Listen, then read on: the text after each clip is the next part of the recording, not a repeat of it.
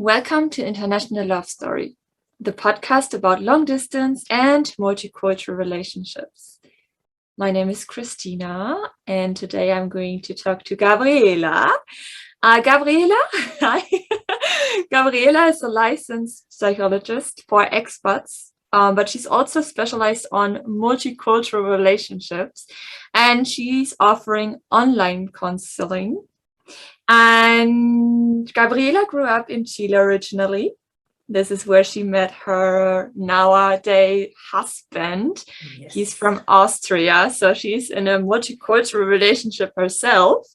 And what's also very interesting, in my opinion, about Gabriela is that they moved together as well, between different countries on different continents the past few years. Right now, so I am in Germany, as you might see from the background. It's like a little bit old school here. I'm actually sitting in the office of my mom, so still at home.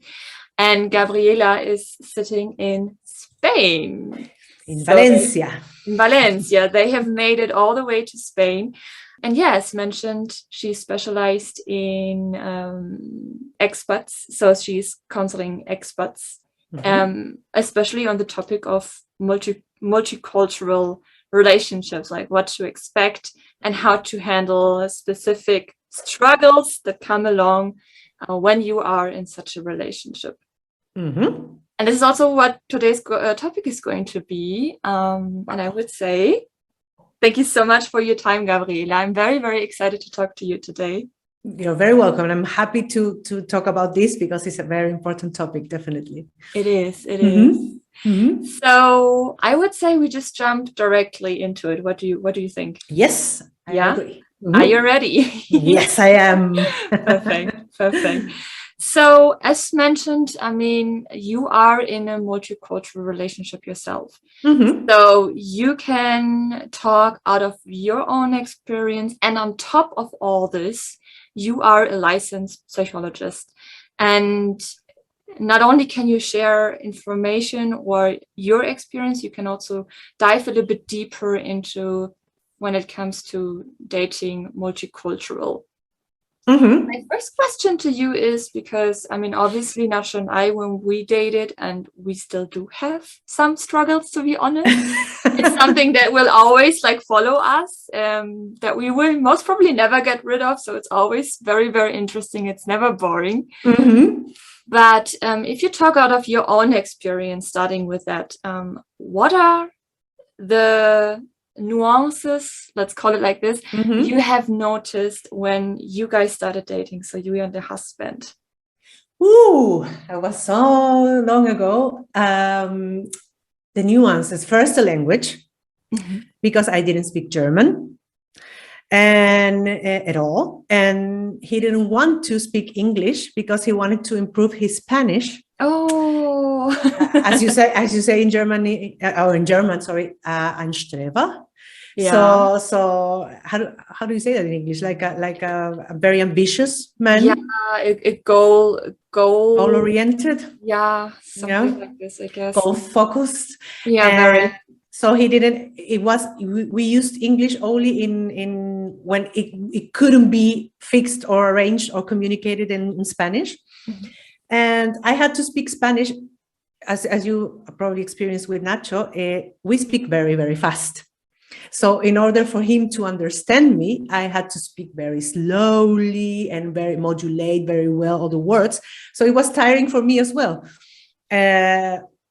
So that was a challenge, the language, and also the cultural things. Although our cultures are more similar than I thought in the beginning, there were a lot of, let's call it prejudice, or things that I assumed that he would do or not do because he was from Austria, from Central Europe.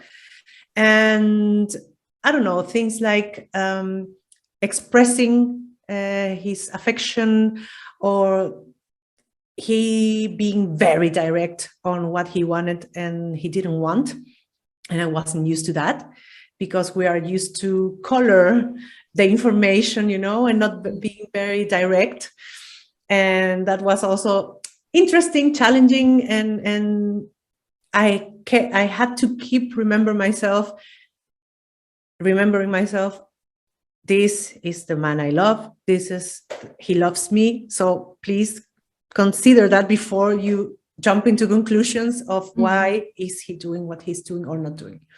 I don't know if that makes sense, but that was definitely challenging, the way he still express his love, and how did I express my love. And sometimes for him was overwhelming, or he didn't know how to process it, like the affection, like the body affection, touching or hugging and kissing and publicly doing it, because in Chile is perfectly fine, and we are very, very publicly affectionate.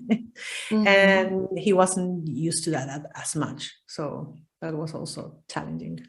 But somehow over the time you met in the middle, or was it more like you just understood where the other person is coming from?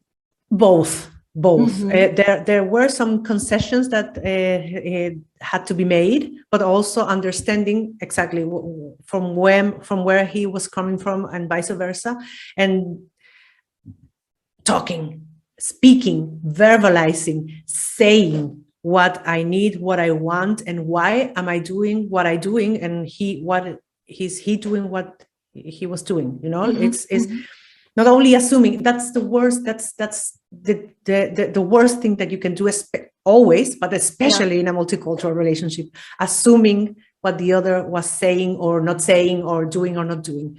Asking, and that was a very hard training, but in the end, that saved several times our relationship. Actually, not assuming, but asking.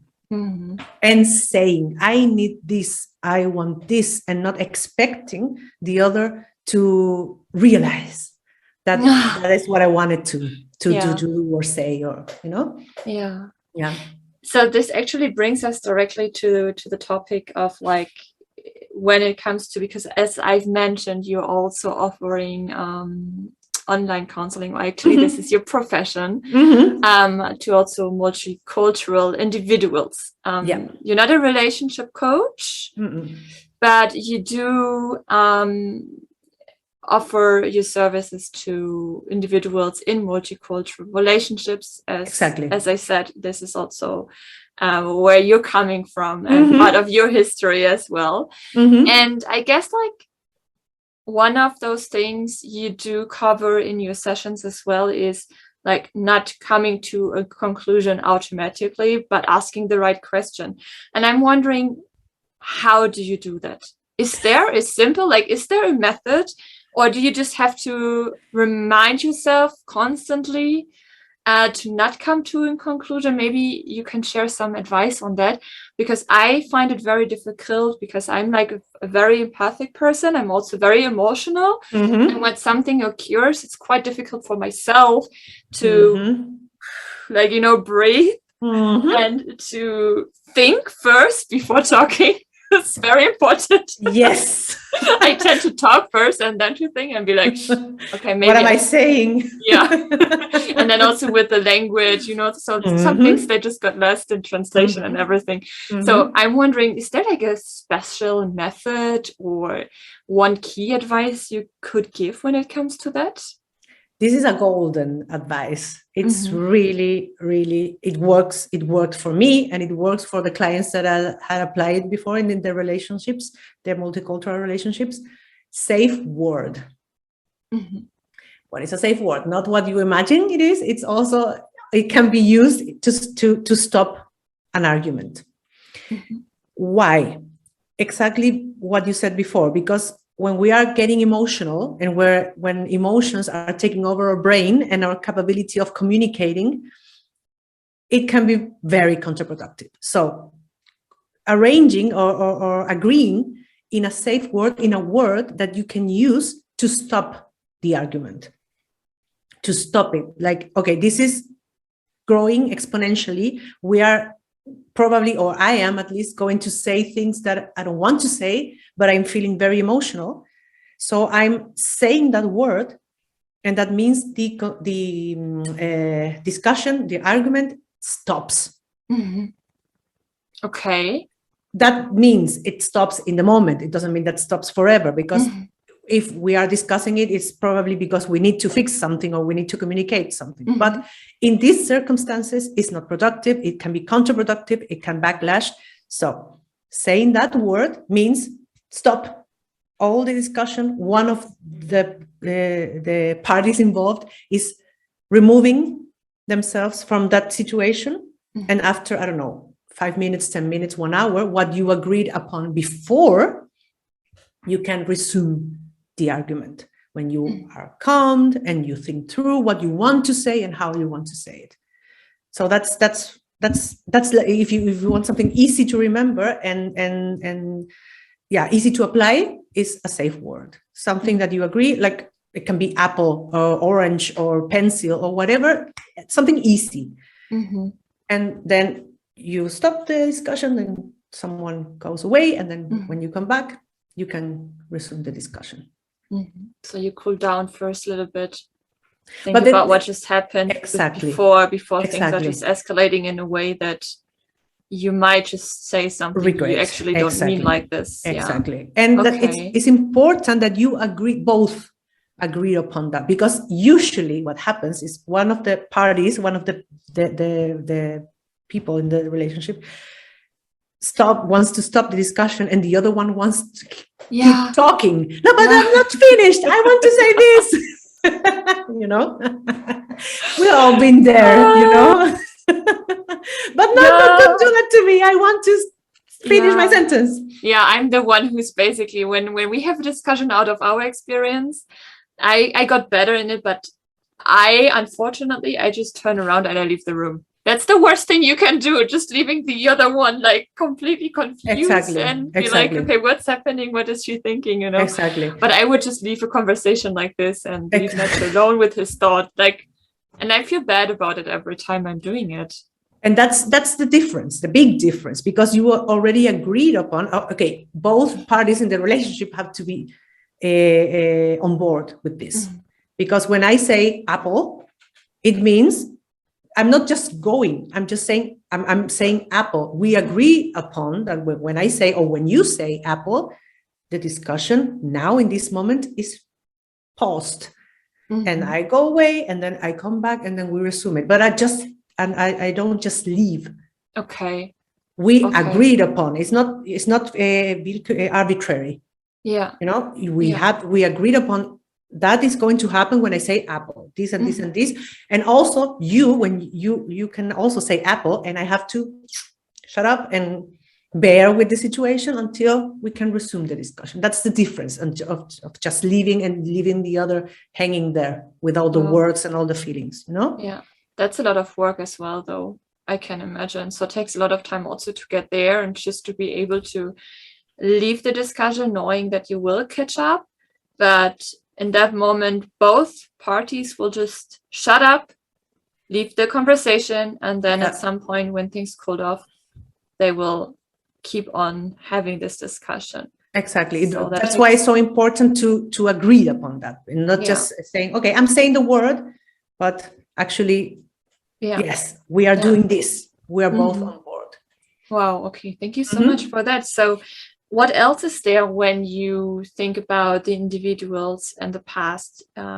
You shared advice with, you supported through a multicultural relationship. When it comes to special nuances in a multicultural relationship. So what topics do you usually talk about? Like, what do people or couples struggle with in such a relationship? First, I would say number one is language, language misunderstandings. I have a story that I usually share. You can, maybe it's you know it, if not, like people watching, if you know it, sorry. You know the word pathetic? Yeah. In English, it's not the same as pathetisch. Yeah. There are different things. And we were arguing very heavily, and it was a heated discussion. And he said to me in Spanish, It's the same meaning as in English, pathetic, patética. Mm-hmm. And he said, you are pathetic to me. Mm-hmm. And of course, if someone you love says something like that, that's very hurting. And I left the room without a safe word. Mm-hmm. And I just started like, why are you saying that to me? And he was speechless. He didn't understand my reaction. Because for him, and after, okay, so that was it. And he went to pick a dictionary and he showed me the meaning of the word pathetisch mm-hmm. in German, mm-hmm. meaning what he meant was that I was being overdramatic, that I was being somehow theatrical. Mm-hmm. And that was his, the use of the word was that was his intention. It was nice also, but it wasn't that damaging or that insulting, if you may, as what I thought he was saying. Is because the same word, he used it, like translated literally from German to Spanish, and not taking into account that the meaning is completely different. Mm. So that's an example for me. And after that, we talked and we laughed, actually, because he came with the dictionary and said, please, that's what I was saying, not the other thing that you thought, because he didn't understand my reaction as well. So mm-hmm. if he didn't grab the dictionary, mm-hmm. it could be even worse, like the outcome of the discussion, the argument, mm-hmm. you know? Yeah. So that happens a lot. And not now, because we are together for 12 years now, but in the beginning happened a lot. And with my clients, that happens a lot as well. Like, he didn't mean that, or did he mean what he said, or vice versa? I didn't mean it that way, but he understood it that way, or whatever. So what to do about that? But I said at the beginning, not assuming. If something that your partner says to you, you feel insulted, like something heavy, or it hurts your feelings, first ask, did you mean that?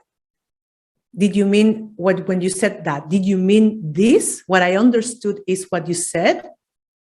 And I would say 60 till 70% of the times it's not. But it's lost in translation. You know, because although you are communicating in a common language, it's usually English, but neither of them is native in English, or you are using one of the languages. Mm-hmm. So one person has more, if you may, power in the communication than the other one. Mm-hmm. Yeah. You know? Yeah, I understand. So it's damn important that you ask that, did I understand what you said? Is that what you said? Or can you explain yourself better, please? Because I didn't understand. And what I understood was really hurtful. So please explain yourself. Mm-hmm. Also something you have to learn. So out of our experience, it's nothing that comes overnight, obviously. It's a lot of work. But not assuming, sorry that I interrupt you, Christina, no worries. But not assuming you don't have to learn that. Because not assuming means, okay, this is the person that I love, and he or she loves me back. So I don't assume that this person that loves me will insult me or will hurt my feelings. You know, so it's training, and it's difficult, and you have to over and over again. But remind yourself, not assuming is not easy. It's not difficult. You know, it's okay. This is the person loves me. So I'm not just going to assume that he or she wants to hurt me, you know? Yeah, obviously, but also then afterwards finding the right words to make sure that you're on the same page again. I do think for us, that was difficult in the beginning, the first few months. After a while, obviously, it's part of our communication. As we found a middle ground in our communication, even though we do communicate in English, so not just speaking Spanish, I do speak German. our language we communicate in is English in that case. Hopefully Spanish soon, but we see how this is going on my end. It will take some time. Yeah. But I do think that in general, like when speaking a language that's not your native one, it makes the conversation very interesting in so many ways. And you do learn a lot about your partner as well as about yourself. So and another thing, but this is like off topic a little bit, this is actually something I covered a few days ago on Instagram, is that I do feel when speaking English, at least in my experience, I feel like another person. So I feel like I'm not the same Christina as I am when speaking German. So that you do have to take this into account as well, at least in our relationship. I don't know if this applies to everyone, but I do know some people who actually confirmed that this is true. So it comes with many challenges. It's beautiful. It's exciting. It's an adventure. So this is also why I'm very, very happy that we're going to have this conversation today. So for everyone who basically needs some advice, or maybe, not push into the right direction, but the confirmation that what you're going through is actually quite normal. Absolutely. Here it is. Absolutely. I mean, I haven't met a couple, including my couple, my relationship, that hasn't had those challenges. No, that's completely normal. Definitely. I can only agree with that. So is there anything else? So we had the safe word you would like to give as an advice, and then also making sure you do understand each other in a language that's not your native one, by not coming to a conclusion. And if there's a third advice you would like to share with us today, what else is it when you think of your sessions? Okay, so I want to add, or to make underline the don't assuming. Like, always think the best of your partner at the beginning. Then you can maybe realize something else. But at the beginning of the discussion, this person loves me. So probably, most likely, he or she doesn't want to hurt me. Like you said, not jumping into conclusions, but actually thinking, this is not my enemy. This is my partner. So he doesn't want, or she doesn't want to attack me. They want to have a conversation. Maybe not the most skillful way or the most assertive way, but they are trying. So that's also that is important to have in the back of our minds. And the third advice, it is also, it requires practice as well, but it tackles this what you mentioned, this when we are communicating in a language that is not ours, and there is no other way, because if I don't speak Spanish and his native language is Spanish, when we are speaking in my language, that's German, and he doesn't speak German, so or vice versa, blah blah blah.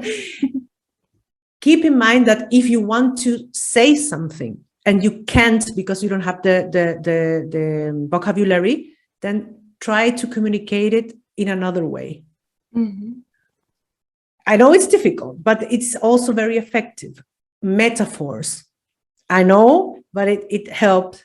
It helps drawing, or looking for a dictionary, or making it the less difficult for you to express it. Because what do we do usually? We are very intelligent and we want to communicate at the level of our native language. So when we are trying to speak in our language that is not ours, even if we are very skillful and very, very fluent in it, sometimes we reach a limit.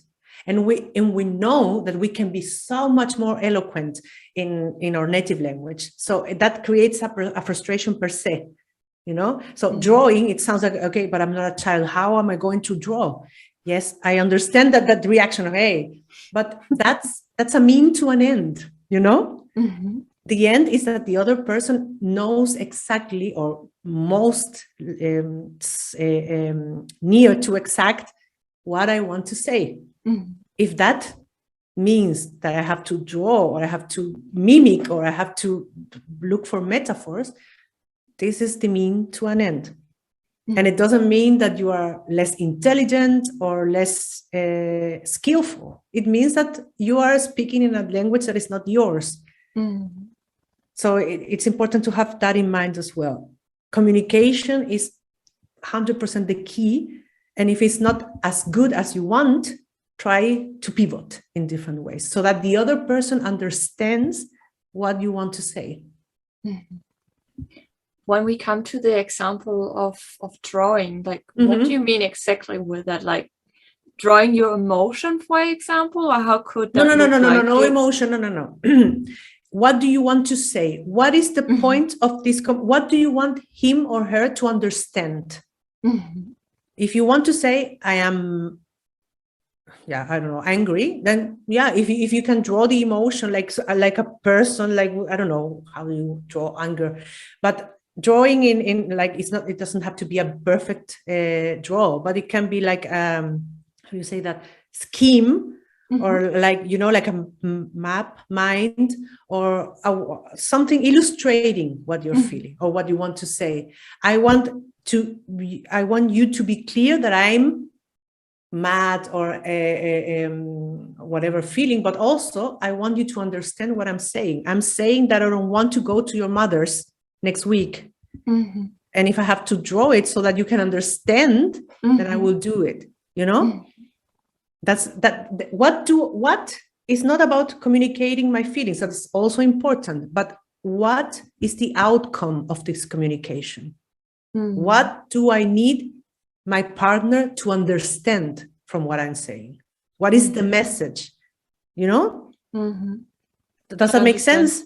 It makes sense. It's just something I've never thought about, to be honest. Even though I'm talking for Nacha as well, if we got to the point quite often as well, where we just, at some point you don't have words anymore, and metaphors, they might just take too long, or you have to think about something, and then just going ahead and drawing it. If it's like, as I understood, a mind map or anything that the person understands what you actually mean by it. And I feel like what I do think about in general about languages is very interesting, and it can be very, very, very helpful. At least it helped us a couple of times.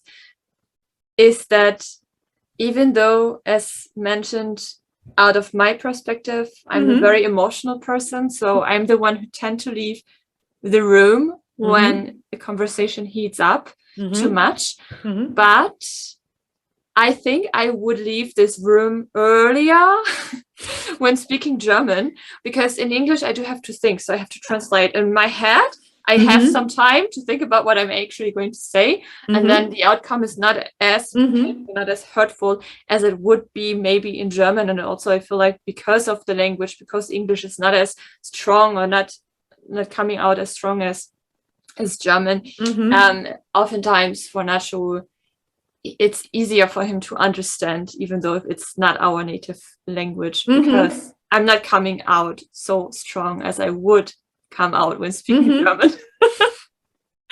And I do think like this is also something we could most probably talk about for the next 1.5 hours or 2 hours. As communication in a native language is very interesting in general.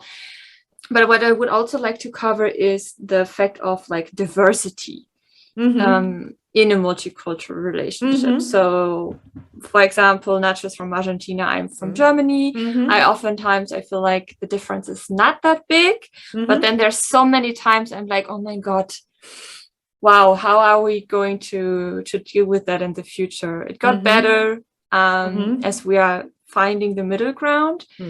But I do believe that there are a lot of individuals, a lot of couples out there listening to the podcast right now, seeing the YouTube video and be like, hey, is there any way to like, or actually, how do we meet in the middle when it comes to cultural differences?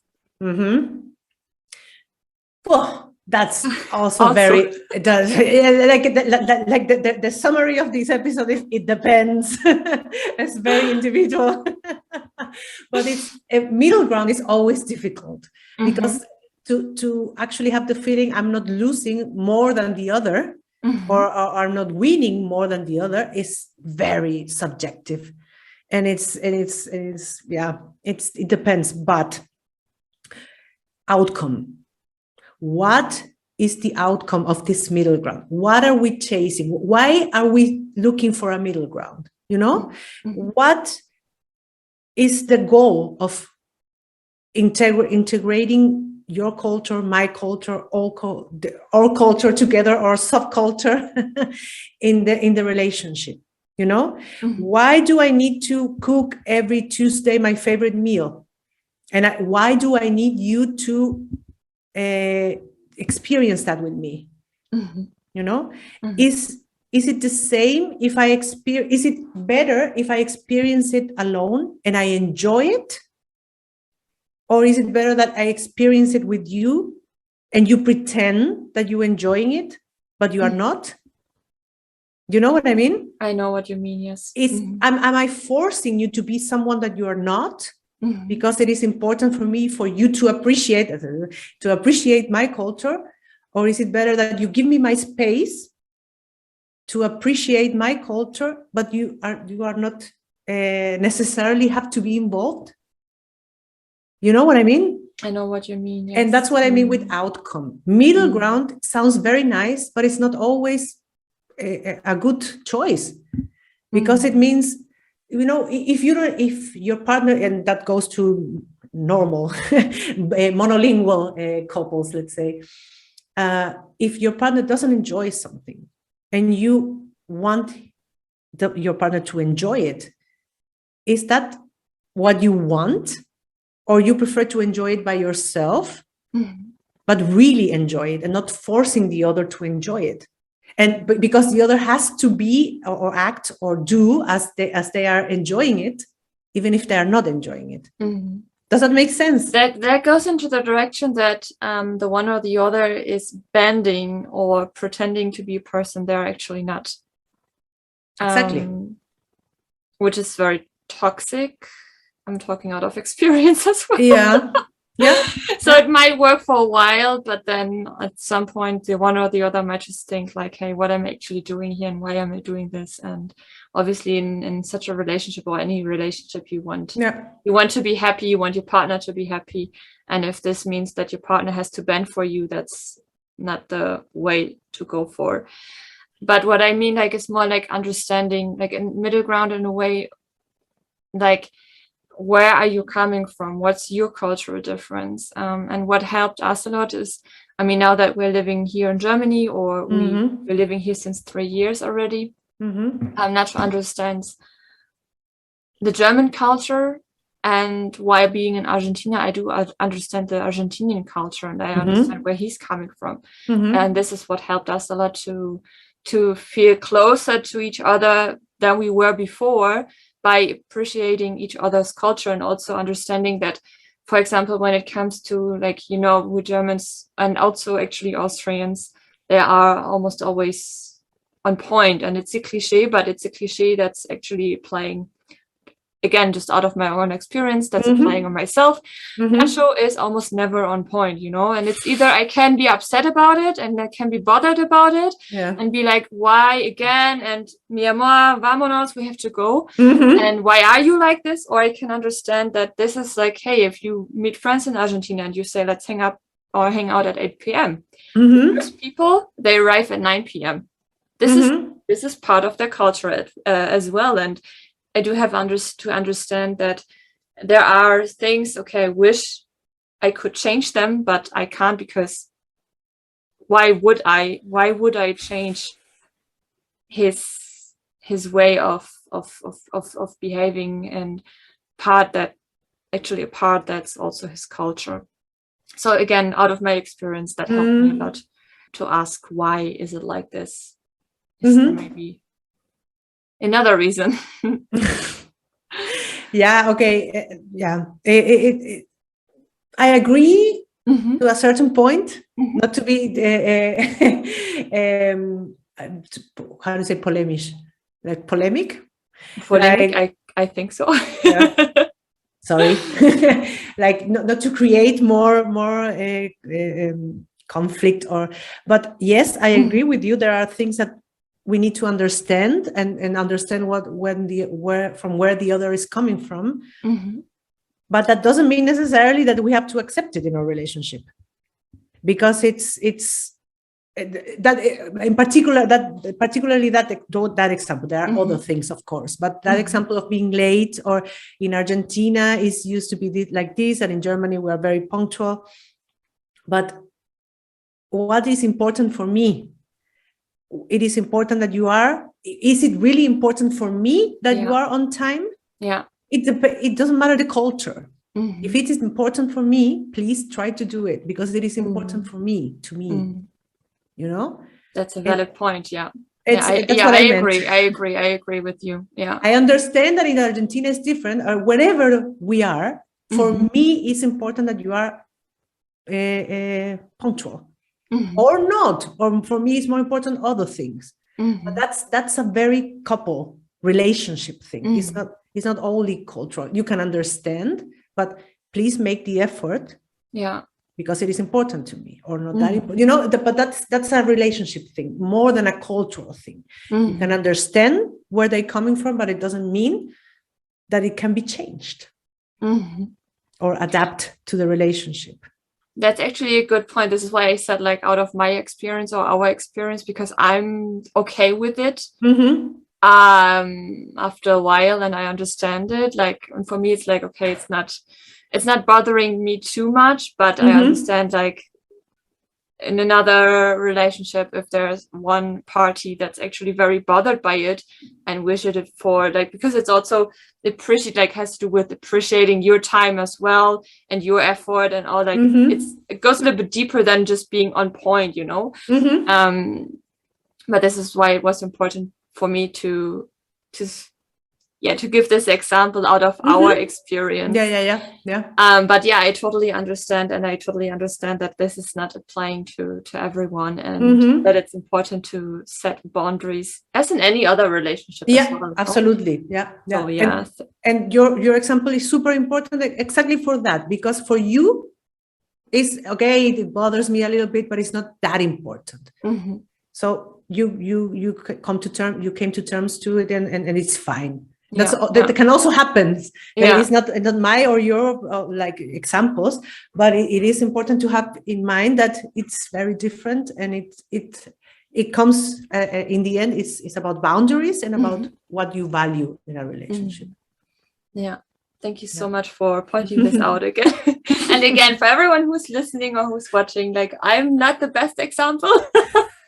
As I said, I can only talk out of my experience. This is why it's so important to me as well to have you, Gabriela, in this podcast, because you can share, like, firsthand, not only your experience, but also, like, a professional insight. And let's talk a little bit about your job, if it's okay for you. Yeah. Because, again, out of our experience, very important. You know, there were so many times, because, and especially in the beginning, Nacha and we thought that we are unicorns, that there are not so many crazy people out there who are dating on distance and who are dating intercultural, you know, and we struggled with a lot of, like, little things, if it's communication in English or communication in general, and all those things, and we try to figure it out. And I wish at some point to have an expert by my side who's actually also telling me, hey, what you're going through, this is quite normal, but sharing their advice with me, and basically taking my hand at some point and making sure that we will grow out of it stronger, you know, and that we will be able to find, for example, a way of communicating. And this is where you are coming into place, because you do exactly offer those type of counseling. So I would like to know, what exactly is it you're doing, and where do everyone who's like listening right now, who's watching right now, where can they find you to connect with you? Okay.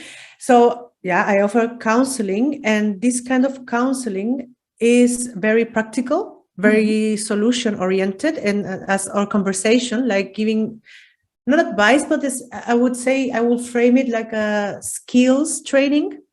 Like the first thing that we do when you become my client is we identify the problematic or the problematics. Many people come to me with one problem or with one challenge or various challenges, and actually by talking about it and organizing their thoughts and what is important to them, they realize that is not the issue but something else, so it's identifying what is really the challenge behind what you think is the challenge is the first step. And after that, connect with the emotions, because emotions are pivotal, especially negative, quote unquote, for the ones who are listening, quote unquote, negative emotions. The negative emotions are carriers of information, and we feel the way we feel for a reason. Many people, especially regarding social media, try to hide their negative emotions, negative, quote unquote, their unpleasant emotions, or replace them with positive thoughts and positive affirmations, but actually listening to them. And okay, what is this anger telling me? What is this jealousy telling me? Why am I feeling frustrating regarding my partner or the relationship? Why is this? What need is not being covered? So actually listening to and connecting with the emotions, giving room to the emotions, so that we can actually see what is the main problems. What are the main problems in the relationship, or with yourself, or within a multicultural relationship? And after we have given room to those emotions and the information, we start to tackle those problems with skills training, like, I don't know, assertiveness or boundaries or communication, identifying the outcome. What do I want with this? What is my goal by saying that to my partner? What am I gaining?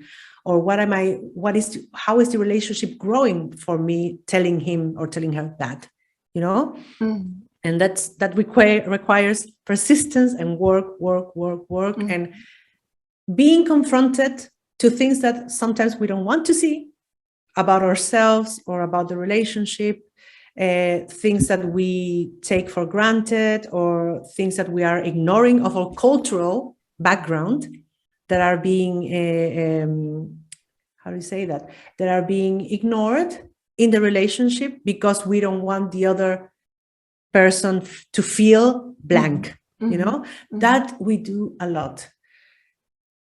Stop doing things or not saying things because we are afraid that the other person will feel blank, like sad or hurt, or, and that can accumulate, can lead to more frustration or more resentment even, if we don't say things because we are afraid that the other will react or will feel in a way that we don't want them to feel. So all of that is what I do. It's regarding especially to relationships, communicating effectively, identifying what is really bothering me in this situation. That's also very important. What is really going on with me? Why is this situation bothering me? Is because what I believe it is bothering me, or there is something else behind it? That's what I do. And I am very good at spotting, like my clients always laugh because I always stop them when they are I don't want to say that word, but they are telling themselves stories, Yeah. Kind of lying to themselves because they want to make themselves believe that this is actually true, but they kind of know it's not. Okay. Exactly. I'm very, very good on doing that. Like, okay. Yeah. I better be careful what I'm saying now. No, don't worry. You're not my client. This is not a session setting. Don't worry. You're fine. But actually, that's my work, to spot those self-narrative things that we say to ourselves to protect ourselves, or that we believe that is protecting ourselves or protecting the relationship. Yeah. And it's not. Yeah. So that's and also it is the cultural part and the diversity and the language differences are very, very important. But the most important thing in a multicultural relationship is to be sure what I want to communicate, what I want to say, and what the other person understands from what I'm saying. And this is a very big red flag. We can't influence how the other person feels. Yeah. And that's so important, because I don't want to hurt him. Yeah. It's so nuanced. What does that mean? And does that mean that I'm going to shut up and not paying attention to my needs because I don't want to, quote unquote, hurt my partner? And what does that mean, hurting? Saying the truth, stating what I need, what I expect from the relationship,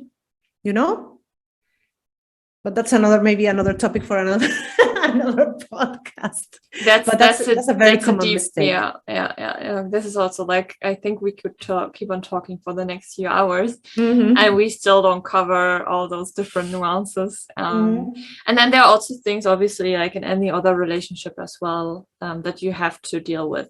So deal with, not in a negative sense. I hope you know what I mean, but no, absolutely, yeah, because you are in a relationship and you do have to have, or you do create, is that the word, special skills over the time? Develop special skills. Thank you. Develop special skills, over the time. So, but what I understand from what you were just saying is also that you do offer long-term counseling. Oh, absolutely. So, because it's nothing that you can solve in 2 weeks or 3 weeks. No. You're going to do it on the long run as well. No. Okay. That also varies. But that's what I used to offer packages, but I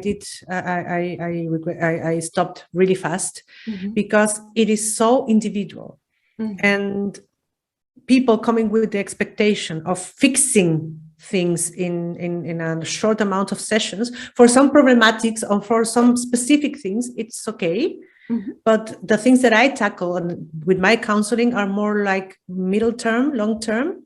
Yeah, that can mean 8 sessions, but it can also mean 12, 14, 20. It really depends. And usually when we move, we carry a package, and not only the package with our luggage and our passport, but our experiences, or maybe some, if you made traumas or difficult experiences from before. And many people think that by moving abroad, they are going to go away, or they're starting anew, they're starting a new life. So I'm going to erase the past. That doesn't happen. I get goosebumps. No, it doesn't happen. No. No, it doesn't. It's so not like 4 sessions are usually not enough. But it's, again, very individual. But I don't want to limit my work or what I offer to a certain amount of sessions, because if it's not, quote unquote, solved, then it's frustrating, especially for the client. So that's not the point at all. And where do we find you? So if we want to learn more about your work, Mm-hmm. we want to learn more about you, where can we connect with you? Mm-hmm. So you can find me on Instagram. Is gabriela.encina.psychologist. It's a little bit long, I know. But if you want information, you can go to my website, is gabriela-encina.com. Mm-hmm. And you can actually book a 30-minute free consultation. You have to apply for it because I ask some questions to find out if we are the right fit to have this call. And then after that, you can ask me whatever you want about my method or share your problematic. And we can decide together if I'm the one who's the right person to help you. But all my online counseling details and all the details about me and how I work are in my website. Okay, obviously I'm going to link it in the side notes as well as in the YouTube description. Is there anything else you would like to share? Because I feel like we covered pretty much a lot. Obviously, we covered just the surface. As we are running low on time, and as mentioned, it's something we could talk about for the next few hours. Yes. But anything else we forgot? Anything else you would like to add? What we've just talked about? Yeah, I would, especially regarding social media and what did you said before about being unicorns, about the feeling of being unicorns, and I understand that because many people feel exactly that. Find community. For example, what you offer, that the possibility, the chance to see first that you are not alone. Yeah. And second, that there are ways to tackle the problems or the challenges that you may be experiencing. Yeah. So find a community of people, not necessarily like-minded, but like experiences. How do you say that? Like the experience. Similar experience, not like-minded, but like experienced, because not feeling alone is one of the first steps to feel better. Yeah. This is that actually helps tremendously.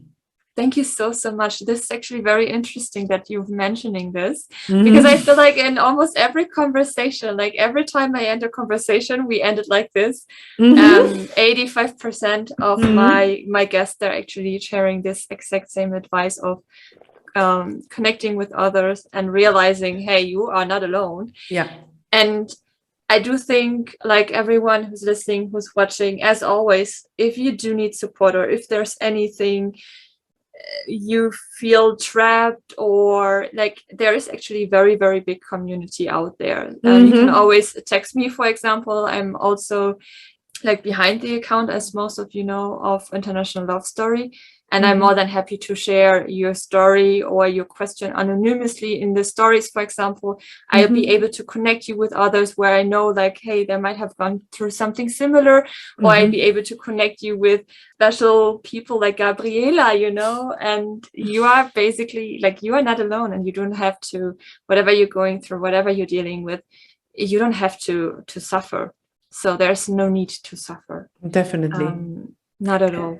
And linking that to you're not alone, the second, like the second branch of it, don't be afraid to ask for help. Yeah.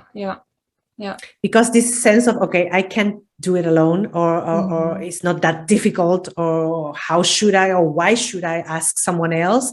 This is my relationship.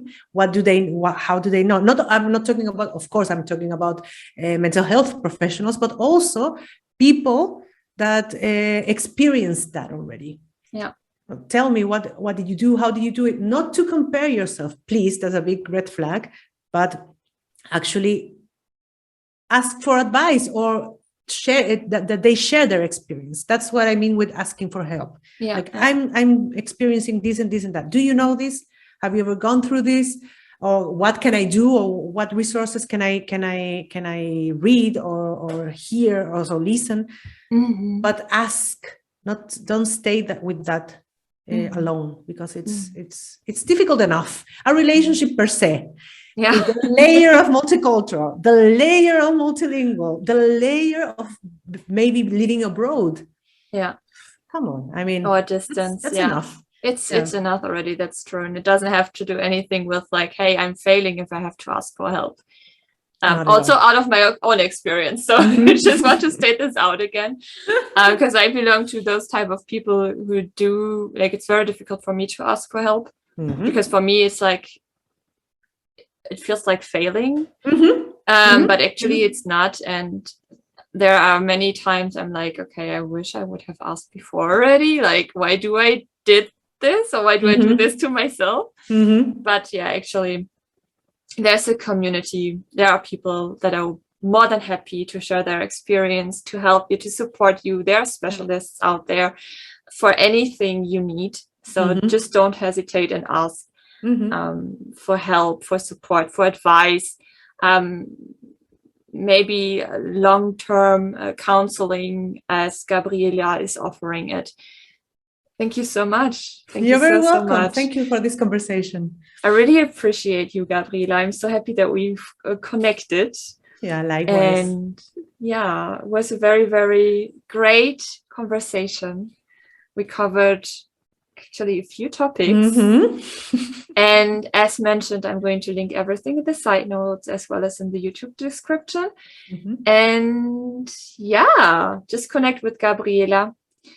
If you feel like she could be a perfect, or you guys could be a perfect fit for what we've just talked about, for example, which are just like some topics of what you actually are doing. You're doing so much more. And yeah, hope you're going to have a wonderful afternoon. Enjoy the rest of your day. Yeah, thank you. You too. Thank you. Bye. Bye.